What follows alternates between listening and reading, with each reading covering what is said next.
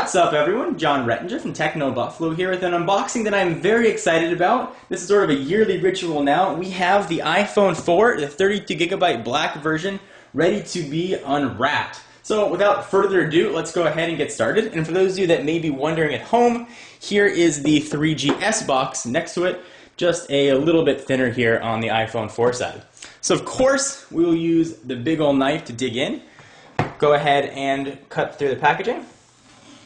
And the way the box looks is very familiar to older generation iPhones. It's got a picture of the device on the front, Apple logo, iPhone 4, and then some specs on the back. But enough about the box. It's what's inside that counts. Go ahead and open it up. We've got just a bit of cardboard on top, nothing on the side. And I have not held one of these or seen one, so I'm very excited to sort of see what this looks like. Here is the iPhone 4, and I can tell you it feels very solid in hand. Very impressively so, actually. But we'll put that off to the side for just a minute, and we'll dig in and see what else we get. So inside, designed by Apple in California, odds are you're going to have your fingertips, and I believe the SIM removal tool has SIM removed itself from the packaging. So fingertips, iPhone 4, and a few Apple stickers, those of you that were wondering. Push that off to the side, and sort of your standard array of accessories. You've got your USB wall charger, USB and sync cord, and headphones look to be the same with the inline mic. But enough about that. Let's take a look at the iPhone 4 itself, since that is the main attraction of the show here. Go ahead and pull off the plastic, which is sort of a one-time thing. That sort of satisfying whooshing noise. And the thing is very, very thin and feels really nice in the hand.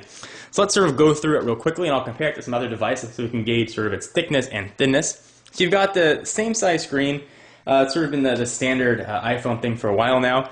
A home button, which feels a bit clickier. You're front-facing. I believe that's a VGA camera. There is your speaker and the microphone port, one on the bottom, one on top. On the left-hand side, you've got those new volume buttons, sort of are a little bit larger, a bit of a difference. And you've got your new profile switcher right at top. There is one of the antenna bands on the left-hand side, and you've got the other antenna band on the right. For those of you guys that might not know, Apple actually integrated the antenna into the stainless steel of the phone, which should help with reception. And speaking of the side of the phone, you've got your micro SIM card right there at the little hole for a paper clip to pop out the micro SIM card. Top, there is the hold and power button, 3.5mm headset jack, and that other little hole is that microphone we talked about. And there is one of the seams for those antennas. On the back, we've got a new 5-megapixel camera and 5-megapixel camera with LED flash. A little bit about the iPhone 4, and then your 30-pin connector and speaker on the bottom. Speaker and another microphone on the bottom.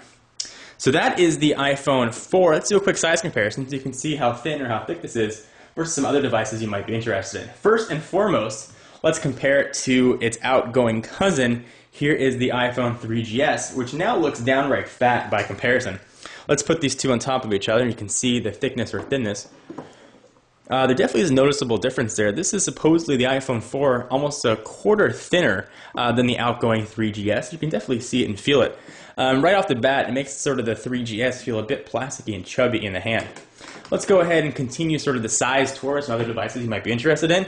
Here is the much, much larger Evo 4G. It looks like the grandfather or the father here to the children because it's so big, but it is a very thin device. Let me go ahead and show you the thinness of it. You can go ahead and compare and see how it's going to fit in your pocket. So there is the Evo.